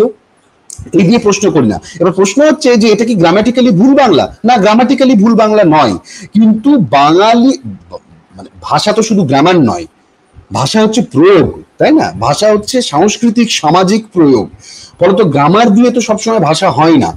যে কারণে আমরা যেভাবে স্কুলে ইংরেজি শিখি, যেভাবে আমরা হ্যাভ এর প্রয়োগ শিখি, রাইট, সেইভাবে ব্রিটিশরা প্রয়োগ করে না, কারণ আমরা হ্যাভ এত বেশি প্রয়োগ করি। কিন্তু আমরা দেখবো যে ব্রিটিশরা যখন প্রয়োগ করতে যায় তখন পাস্ট টেন্স, মানে যেটা আমরা পাস্ট পার্টিসিপল হিসেবে ব্যবহার করি, সেইটা ওরা পাস্ট টেন্স হিসেবে ব্যবহার করে। ফলত হ্যাভ বা হ্যাড এটা ব্যবহার না করলেও চলে আর কি, পাস্ট টেন্স দিয়ে ওটাকে রিপ্লেস করা যায়, কিন্তু আমরা মানে ওইভাবে শিখেছি। এবার বিষয়টা হচ্ছে যে ভাষার একটা সামাজিক এবং সাংস্কৃতিক চরিত্র থাকে। এবার গ্রামাটিক্যালি এটা ভুল না হলেও ভাষার যে প্রয়োগ ব্যবহারের দিক থেকে এটা আমাদের প্রচন্ড চোখে লাগছে। এবার চোখে লাগার পরেও ওই কোম্পানিগুলো যারা প্রোডাক্টগুলো তৈরি করছে তাদের কেন সমস্যা হচ্ছে না কোনো? তার কারণ হচ্ছে তাদের ঔদ্ধত্য। খবর কাগজগুলো তো আর কখনো এটা বলবে না যে তুমি যদি ঠিক বাংলা না লেখো তাহলে আমি বিজ্ঞাপন নেবো না, কারণ সে টাকা পাচ্ছে, হয়তো সে এটা বলবেও না। কিন্তু যদি সাংস্কৃতিক আত্মাভিমান থাকে এবং সমস্ত খবরের কাগজ এক হয়ে যদি বলে বিজ্ঞাপন তো বিজ্ঞাপন দাতাকে দিতেই হবে, তার প্রোডাক্ট তো বিক্রি করতেই হবে বাঙালির কাছে। এবার আমাদের 4টে খবরের কাগজ সে যদি একসাথে বলে যে তুমি আগে বাংলা বানান ঠিক করো, এই বাংলা বাক্য গঠন ঠিক করো, তাহলেই সবটা ঠিক হয়ে যাবে। কিন্তু খবরের কাগজ ওটা বলবে না, হয়তো খবরের কাগজ একটা বিতর্ক সভার আয়োজন করবে কিছু টাকা খরচ করে যে বাংলা ভাষা হাই হাই কি হলো, কিন্তু সে প্রত্যেকদিন এই হাই হাই কি হলোর কারণ হয়ে যাচ্ছে সেটা সে কখনো কিন্তু বলবে না। মানে আমাদের সমস্ত কিছুর মধ্যেই তো এই ধরনের হিপোক্রিসি বা দ্বিচারিতা থাকে, সেইটা একটা হয়। এবার এর ফলে নতুন প্রজন্ম যে ভাষাটাকে শেখার চেষ্টা করছে, এমনি তো আজকে আমাদের ভাষা মানে নিরবচ্ছিন্নভাবে আমরা বাংলা এইভাবে কথা বলতে পারি না, বাংলা এবং ইংরেজি মিশিয়ে আমরা একটা বাক্য গঠন করি আজকাল। এটা আমাদেরও ছোটবেলাতে ছিল না। মানে এটা আমার মাঝে মধ্যে খুব ভালোই লাগে যে ইংরেজিটা খারাপ জানি, এতটাও খারাপ জানি না যে উচ্চশিক্ষায় চলতে পারছি না, আবার এতটাও ভালো জানি না যে বাংলাকে প্রতিস্থাপিত করে আমাকে ইংরেজি ব্যবহার করতে হচ্ছে। এইটা একটা ভালো জিনিস হয়েছে। তো এইটা হচ্ছে সমস্যার জায়গা। যেমন ছোটবেলাতে দেখবে আমাদের সানলাইটের একটা অ্যাড আসতো না, যে খুব ইন্টারেস্টিং একটা অ্যাড ছিল যে একটা যাত্রা মঞ্চ, এবার কপালকুণ্ডলা অভিনয় হবে ওখানে, হ্যাঁ, যে নবকুমার এসছে, এবার নবকুমার যাত্রা মঞ্চে বলছে যে এই কি কপালকুণ্ডলা, গলায় বকুল মালা, পরনে গাঢ় নীল, বলে সে থেমে যাবে, কারণ হলুদ শাড়ি পরে একজন প্রবেশ করেছে এবং সে আর নীল বলতে পারছে না, তার দিকে তাকিয়ে আছে, প্রম্পটার পিছন থেকে বলছে যে এই পটলা বল বল বল, গাঢ় নীল শাড়ি। তো সে তখন বলছে যে আমি ত্রিলোক দেখিয়াছি, কভু এরূপ শাড়ি দেখি নাই। এবার তাকে চাংদোলা করে স্টেজ থেকে নিয়ে যাওয়া হচ্ছে, সানলাইটের একটা বিজ্ঞাপন। এবার এই বিজ্ঞাপনের মধ্যে দেখ সানলাইটের গুরুত্বের কথা বলা হচ্ছে, কিন্তু কালচারাল কন্টেন্টটা এত বেশি যে সেই বিজ্ঞাপন আমাকে ঋদ্ধ করছে। এবং একটা বিজ্ঞাপনে কপালকুণ্ডলার মতো একটা ক্লাসিক নভেল, যে বঙ্কিমের থেকে আমরা সবসময় সমাজবদ্ধ পদের জন্য দূরে থাকতে চাই, সেই বঙ্কিম আমার একেবারে একটা প্রতিদিনের জনজীবনের মধ্যে প্রবেশ করে যাচ্ছে। ফলত এই যে একটা সংস্কৃতি ছিল, সেই সংস্কৃতি হারিয়ে গেছে। ফলত বিজ্ঞাপন দেখে আমি যেভাবে একজন ব্যক্তি হিসেবে আমার বৃহত্তর সাংস্কৃতিক পরিসরের সঙ্গে নিজেকে যুক্ত করতাম, সেই যুক্ত করার জায়গাটায় থাকছি না। মানে এটাই বলছি যে লিঙ্গুইস্টিক কন্টেন্টের বদলে ভিজুয়াল কন্টেন্ট অনেক বেশি হয়ে যাওয়ার কারণে ভাষা ক্ষতিগ্রস্ত হচ্ছে, এবং যে কারণে অনেকভাবে আমাদের সাংস্কৃতিক লসও ঘটছে, ক্ষতি ঘটছে। আচ্ছা, এ বিষয়ে আমি একটু ওই যাকে বলে ডেভিলস অ্যাডভোকেট হব আর কি, একটু বিতর্কে এরকম যে আচ্ছা এই যে ভাষাটা অন্যরকম ভাবে আসছে, অনেক ক্ষেত্রে আমাদের চোখে লাগছে, আমাদের ভালো লাগছে না, না যে কেমন হচ্ছে, কিন্তু আমি এটা নিয়ে ভেবেছি যে আচ্ছা আমি যদি একটু অন্যরকম ভাবে দেখি, ভাষা তো কন্টিনিউয়াসলি ইভলভ করবে, এটা তো আমরা আটকাতে পারবো না। এটা তো আমাদের মানে সংস্কৃতির সাথে যেভাবে ডেইলি লাইফ যেভাবে চলছে, যেরকম প্রয়োজন সে অনুযায়ী ভাষা ইভলভ করবে। তো আমরা কি এটাকে একটা এভলিউশন হিসেবে ধরতে পারি? যেটা একটা এভলিউশন হচ্ছে, আমাদের কিছু করার নেই, মেনে নিতে হবে, কারণ আমাদের কালচারটা এরকম হয়ে গেছে। হ্যাঁ, একদম ঠিক, এটা তো ইভলিউশন বটেই।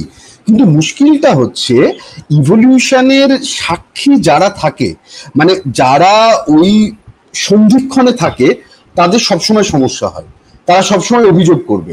তার কারণ তার নলেজের মধ্যে যে ভাষা আছে আর তার অভিজ্ঞতার মধ্যে যে ভাষাকে সে দেখতে পাচ্ছে, এই দুটোর মধ্যে একটা দ্বন্দ্ব। ফলত তার মাথার মধ্যে বা সাংস্কৃতিকভাবে যে ভাষাটাকে সে ছোটবেলা থেকে দেখেছে, আসলে সবকিছুই হচ্ছে স্মৃতি, আর কিছু নয়। যে আমি ছোটবেলায় ভাষাটাকে এরকম দেখেছি, ওই ছোটবেলার জানাটাকে আমি বিশুদ্ধ এবং শেষ জানা মনে করি। বড়বেলার জানাটা আমার কাছে কিন্তু আর বিশুদ্ধ জানা নয়, তাই না? হয়তো আমরা সবটাই, যে কারণে আমাদের প্রত্যেকের জীবনে স্কুল এত গুরুত্বপূর্ণ, যে স্কুলে যা আমরা শিখে এসেছি সে শেখার নিরিখে আমরা বাকি সমস্ত কিছু জীবনের বিচার করতে থাকি। আমরা বারবার বলি না কথা যে আমাদের সময় এরকম ছিল না। এবারে আমাদের সময়টা কোন সময়? সবটাই তো আমাদের সময়, তাই না? মানে আমার মৃত্যুর পর আমার এই সময় নিয়ে যে লিখবে, সে তো এটাই বলবে যে এই গোটা পিরিয়ডটাই আমার সময়, আমার বেঁচে থাকার পিরিয়ডটাই আমার সময়। কিন্তু আমি মনে করছি না যে এটা আমার সময়, আমি মনে করছি আমার সময় অন্য একটা কিছু ছিল, রাইট? ফলত আমরা আসলে সবসময় বেঁচে থাকি স্মৃতিতে, এই জন্যই সমস্যাটা হয়। এবার তুই যেটা বলছিস, ভাষা সবসময় ইভলিউশন ঘটবে। ভাষা ত্রয়োদশ শতকে আমরা যে বাংলা ব্যবহার করতাম, শ্রীকৃষ্ণ কীর্তনের যে বাংলা, সে বাংলা এখনকার বাংলা নয়।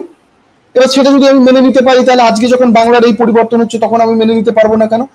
আমি এই জন্যই মেনে নিতে পারছি না, তার কারণ এই পরিবর্তনটা ঘটাচ্ছে বাইরের একজন লোক, যে বাংলা জানে না।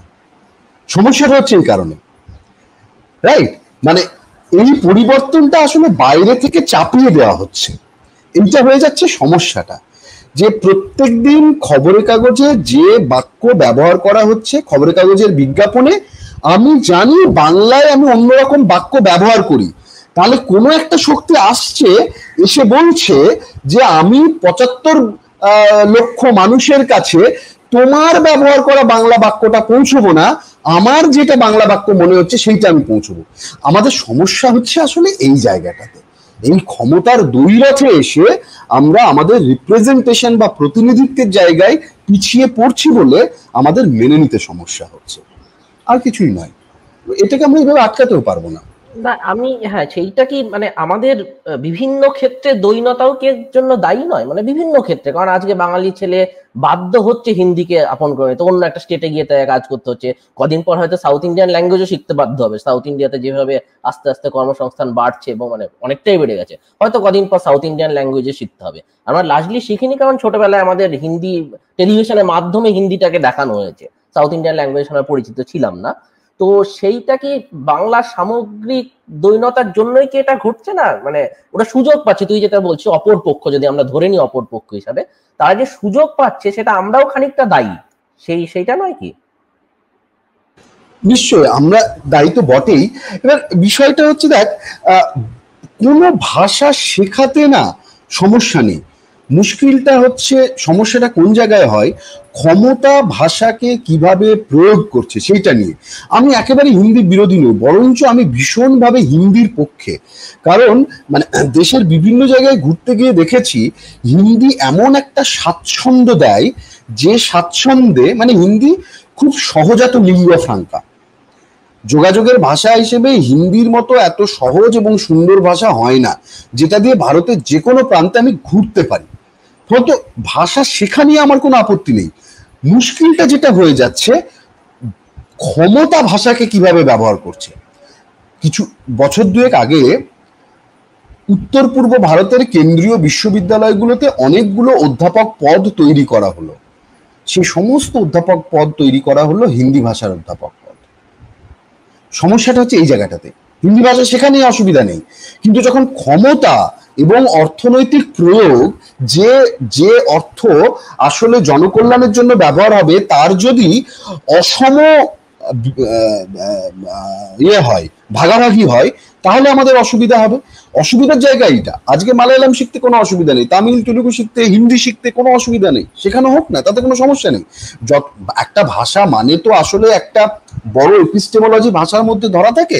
ভাষা তো আর শুধু ভাষা নয়, তার সাংস্কৃতিক গৌরব, তার জ্ঞানতাত্ত্বিক গৌরব, তার নানা কিছু সেই ভাষার মধ্যে দিয়ে আসে। ফলত ভাষা শেখাটা সবসময়ই ভালো।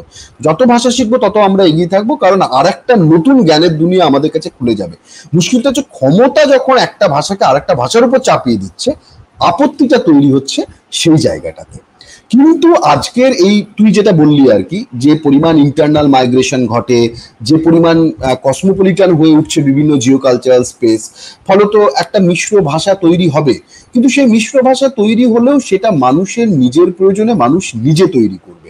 আমি এই করিমপুরে যখন গেলাম এই পুজোর ছুটিতে, ওই জলঙ্গির দিকে যদি যাস আর কি, হ্যাঁ, তাহলে দেখবি ওই তোর ইয়ে পেরিয়ে গেলে, রায়নগর পেরিয়ে গেলে পরপর কয়েকটা বাড়ির দেওয়ালে মালায়ালাম ভাষায় হামাম সাবানের বিজ্ঞাপন, মালায়ালাম ভাষায়।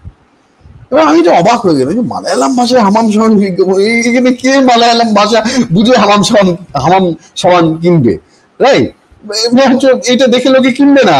আরো পরে আমি বুঝলাম যে ওই অঞ্চল থেকে প্রচুর শ্রমিক পরিযায়ী হয়ে তো তারা কেরালাতে কাজ করতে যায়, এবং করিমপুর কেরালা বাস চলে, তো এখন ডিরেক্ট করিমপুর কেরালা বাস চলে। ফলত সে হয়তো ওখানে কোনো দোকানদারকে পেয়েছে, তাকে বলেছে যে তোমার দোকানে বিজ্ঞাপন দিয়ে দেবো, এত লোক কাজ করতে আসে, 2 টাকা দাও, এটা হতেই পারে বলে হয়তো সে বিজ্ঞাপনটা দিয়েছে। ফলত একটা মিশ্র ভাষিক এবং সাংস্কৃতিক পরিসর তৈরি হচ্ছে। বিষয়টা হচ্ছে এই পরিসরটা কে তৈরি করছে? এই পরিসরটা মানুষ নিজে তৈরি করছে, এইটা নিয়ে আপত্তি নেই। কিন্তু যখন কোনো ক্ষমতা মানুষের উপর বারবার চাপাবে যে তোমার ভাষাকে প্রতিস্থাপিত করো, তখন প্রতিরোধটা তৈরি হবে। মানুষ যদি নিজে থেকে সেইটা করে নিজের প্রয়োজন, দৈনন্দিন বেঁচে থাকার প্রয়োজনে, তাহলে কিন্তু মানে সেটা হচ্ছে ইভলিউশন, বা সেটা মানুষ মেনে নেয় সব সময়। খুব সুন্দর, খুব সুন্দর। এই প্রসঙ্গে আমার একটা ছোট মন্তব্য আছে আর একটা প্রশ্ন আছে। মন্তব্যটা এরকম যে এই যে অসুবিধাটা, যে একটা ক্ষমতা আমাদের উপর একটা বিশেষ গঠন চাপিয়ে দিচ্ছে, সেটা হয়তো প্রযুক্তি ওভারকাম করতে পারে। মানে এখন যেরকম গুগল ট্রান্সলেট দিয়ে ট্রান্সলেট হয়, সুতরাং সেটা আক্ষরিক অনুবাদ হয়। পরবর্তীকালে আর্টিফিশিয়াল ইন্টেলিজেন্স দিয়ে ট্রান্সলেট হবে, যেটা ভাবানুবাদ হবে। মানে আমাদের এই যে কনভারসেশন, এটা হয়তো কোনো একটা আর্টিফিশিয়াল মেশিন পড়বে, সেখান থেকে শিখবে, এবং সেই মেশিন থেকে যে আউটপুট হয়ে বাংলা অনুবাদ আসবে, সেটা কিন্তু আমাদের মুখের ভাষা হবে, সেটা গুগল ট্রান্সলেট অনুবাদ হবে। এটা ছিল মন্তব্য। আর প্রশ্ন যেটা, বাংলাদেশে যারা বাংলা ভাষা চর্চা করছে, তাদের তো এই প্রবলেমটা নেই, প্রবলেম হিসেবেই বলছি আমি, অন্য ভাষার অভাবে। তো সেখানে কি ভাষা অন্যভাবে পরিবর্তিত হচ্ছে, না সেখানে পরিবর্তিত হচ্ছেই না? সেখানকার ব্যাপারটা কি হচ্ছে? এখন বাংলাদেশের সঙ্গে পশ্চিমবঙ্গের যেটা পার্থক্য, আমার বাংলাদেশে অনেক বন্ধুরা অভিযোগ করে যে আমরা যখন তার সঙ্গে টেক্সট মেসেজে কথা হচ্ছে কিন্তু আমি রোমানে বাংলা লিখছি, তো তারা সবসময় বাংলাতে বাংলা লেখে ইত্যাদি। তো এটা তাদের একটা অভিযোগের বিষয় যে এই পশ্চিমবঙ্গের বাঙালিরা বাংলাকে ঠিকঠাক দেখছে না ইত্যাদি। পার্থক্যটা হচ্ছে বাংলাদেশ প্রধানত একটা একভাষিক দেশ, আর ভারতবর্ষ বহুভাষিক দেশ। পশ্চিমবঙ্গের একজন বাঙালি হিসেবে আমি কেন হোয়াটসঅ্যাপে রোমানে বাংলা লিখি, তার কারণ হচ্ছে সেই একই সময় আমি হয়তো আমার অন্য ভারতীয় ভাষী এক বন্ধুর সঙ্গে ইংরেজিতে কথা বলছি বা হিন্দিতে কথা বলছি, ফলত সবসময় আমি গুগলে ল্যাঙ্গুয়েজ চেঞ্জ করতে পারছি না, ফন্ট চেঞ্জ করতে পারছি না, এটা একটা সমস্যা। তো এইটা হচ্ছে ফলত পশ্চিমবঙ্গের বাংলা ভাষীকে যে দ্বন্দ্বের মধ্যে দিয়ে বা নিত্য যে লড়াইয়ের মধ্যে দিয়ে বাংলা ভাষার প্রয়োগ এবং ব্যবহার করতে হয়, বাংলাদেশের বাংলা ভাষীকে সেটা করতে হয় না। যে কারণে বাংলা পরিভাষা যেভাবে বাংলাদেশে তৈরি হয়েছে পশ্চিমবঙ্গে তৈরি হয়নি, কারণ পশ্চিমবঙ্গে তৈরি হবে না, সেটা তৈরি হওয়াটা মুশকিল। সমস্ত কিছুর জন্য আমি বাংলা ব্যবহার করতে পারবো না, কারণ আমাকে সঙ্গে সঙ্গে একজন ওড়িয়া অধ্যাপক, একজন দিল্লিবাসী অধ্যাপক বা একজন কাশ্মীর অরুণাচলের অধ্যাপকের সঙ্গে আমাকে কমিউনিকেট করতে হচ্ছে। ফলত অ্যাসিস্ট্যান্ট প্রফেসর আমার কাছে সবসময় অ্যাসিস্ট্যান্ট প্রফেসর, সে হচ্ছে সহকারী অধ্যাপক ততটা নয়। হ্যাঁ, যদিও আমরা অনেক সময় ব্যবহার করার চেষ্টা করি, বা লেকচারারই, সে প্রভাষক নয়। কিন্তু বাংলাদেশে সে লেকচারার ব্যবহার করবে না, সে প্রভাষকই ব্যবহার করবে, কারণ সে প্রভাষক শব্দ ব্যবহার করে গোটা বাংলাদেশ ঘুরে ফেলতে পারে, কিন্তু আমরা সহকারী অধ্যাপক ব্যবহার করে গোটা ভারতবর্ষ ঘুরতে পারবো না। ফলত বাংলাদেশে বাংলার এই যে পরিবর্তনের কথাটা তুমি বললে, বাংলাদেশে বাংলা পরিবর্তিত হচ্ছে। তার কিভাবে পরিবর্তিত হচ্ছে? বাংলা ভাষাটা প্রত্যেকদিন সমৃদ্ধ হচ্ছে। কিভাবে সমৃদ্ধ হচ্ছে? ইংরেজিতে যত পরিভাষা আছে সমস্ত পরিভাষা সে বাংলা প্রত্যেকদিন করে ফেলছে। আজকে নতুন একটা বই বেরোলো, নতুন একটা পরিভাষা কিছু পাওয়া গেল, সেটার বাংলা সে সঙ্গে সঙ্গে করে ফেলছে। কেন করে ফেলছে? তার কারণ হচ্ছে ওই পরিভাষাটা সে গোটা জাতির মধ্যে দিয়ে ব্যবহার করতে পারবে, কিন্তু আমি তো সেটা পারবো না। আমি একই সঙ্গে টেলিগ্রাফ পড়বো বা আনন্দবাজার পড়বো, এবার সেটা পড়তে গিয়ে আমি টেলিগ্রাফে ওই পরিভাষাটা পড়বো। এবার আমি টেলিগ্রাফে যখন ওই পরিভাষাটা পড়ছি, আমার প্রয়োজন হচ্ছে না ওই পরিভাষার একটা বাংলা করার জন্য, রাইট?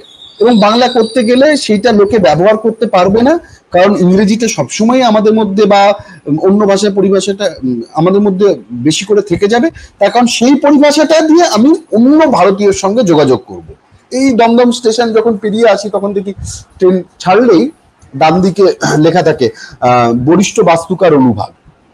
এবার এই বরিষ্ঠ বাস্তুকার অনুভাগ, এইটা দেখে কে আর কি বুঝতে পারবে? এবার আমরা চিফ ইঞ্জিনিয়ার্স অফিস এটাই আমরা ব্যবহার করি, হ্যাঁ, বা সিনিয়র ইঞ্জিনিয়ার্স অফিস সেল, এটাই আমরা ব্যবহার করি। তার কারণ বর্ধমান বা আসানসোল পেরিয়ে গেলে আমাদেরকে সেই শব্দটাই ব্যবহার করতে হবে, কত বাংলাটা আমি ব্যবহার করতে পারবো না। এইটা একটা বহুভাষিক দেশে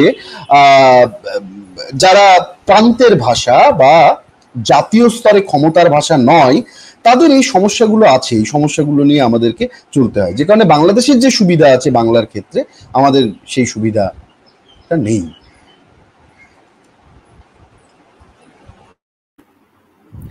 না, খুবই ভালো লাগলো।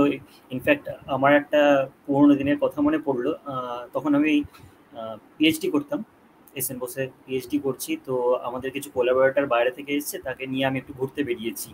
তো ঘুরতে বেরিয়েছি, বিভিন্ন জায়গা ঘোরাচ্ছি, ঘোরাতে ঘোরাতে লোকজনের সাথেও, লোকাল লোকজনের সাথেও কথা বলেছি। তো আমার ভাষাটা তখন এমনভাবে, মানে বাংলা আর ইংলিশ এমনভাবে মিশ্রিত হয়ে গেছে। তো ও বলছে যে তুমি যা বলছো, হ্যাঁ, আধা হলেও আমি বুঝতে পারছি, ঠিক আছে।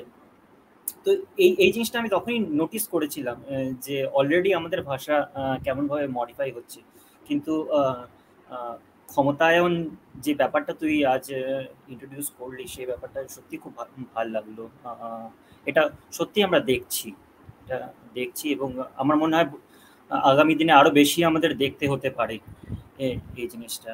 তো এর সাথে সমাল্য আর অন্তরীপের যদি কিছু কমেন্ট থাকে।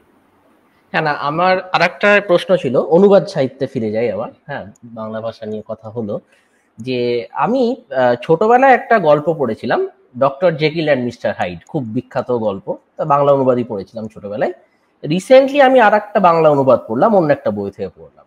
তো ছোটবেলায় ডক্টর জেকিল অ্যান্ড হাইড পড়ে আমার যতটুকু মনে আছে, অবশ্যই পুরোটা মানে এখন মনে করা সম্ভব নয়, কিন্তু যখন মনে হয়েছিল ডক্টর জেকিলের আর কিছু মানে ডক্টর জেকিলের কিছু করার ছিল, খুব আনফর্চুনেট ছিল বলে মারা গেল, আরেকটু হলেই হয়তো বেঁচে যেত, আরেকটু কি অ্যাটারসন ডক্টর জেকিলের সাথে আরেকটু কথা বলতে পারতো না, আরেকটু কি ওই বন্ধুটার কথা বলতে পারতো না। কিন্তু এইটা পড়ে আমার মনে হলো ডক্টর জেকিলের এমন সিচুয়েশন ছিল কখনোই ওকে কেউই বাঁচাতে পারতো না, মানে পুরোপুরি হোপলেস কেস ছিল। তার মানে অনুবাদে পরিবর্তন হয়েছে, দুজন নিশ্চয়ই দুরকম ভাবে জিনিসটাকে রিড করেছে। এইখানে আমার প্রশ্ন যে একটা অনুবাদক হিসাবে কতটা ফ্রিডম আছে জিনিসপত্রকে মডিফাই করার, এবং কতটা থাকা উচিত, তোর কি মনে হয়?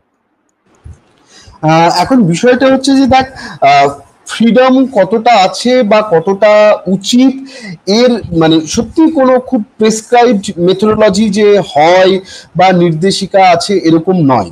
এখন বিষয়টা হচ্ছে যখন আমরা অনুবাদের কথা বলি তখন মূলত সাহিত্যের অনুবাদের কথাই আমরা প্রধানত বলি আর কি, মানে তুই যেটা বলছিস সেটা সাহিত্যের অনুবাদের কথা বলছিস।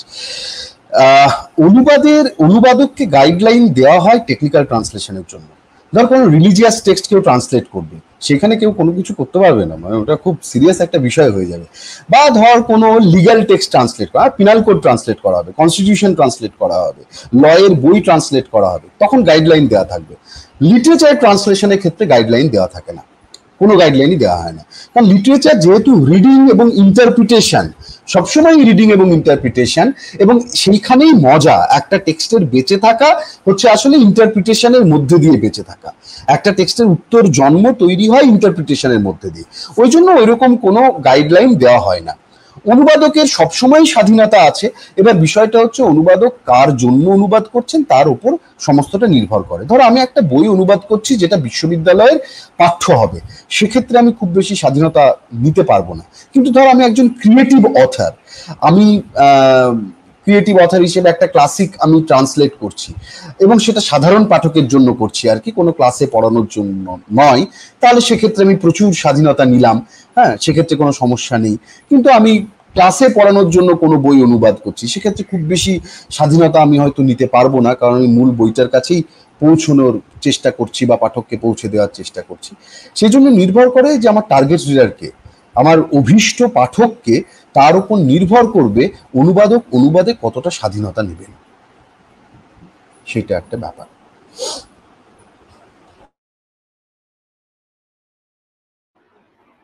সোমাল, আমার মনে হয় আমরা অনেকটা সময় পেরিয়ে এসেছি, হয়তো এবার শেষের দিকে যাওয়া উচিত আমাদের। হ্যাঁ, যদিও আমাদের ইচ্ছা নেই শেষ করার, ইচ্ছা নেই শেষ করার, অনেক কথা বলা যায় এখন, অনেক কিছু জিজ্ঞাসা করা যেতে পারে।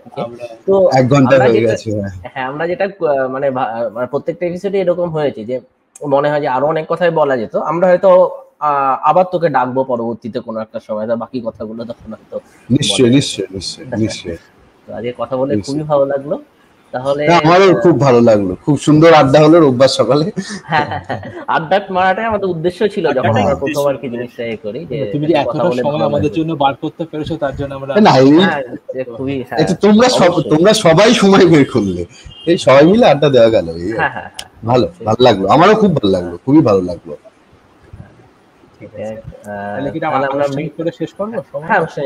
তাহলে আমরা আবার মৃন্ময়কে ধন্যবাদ জানাই।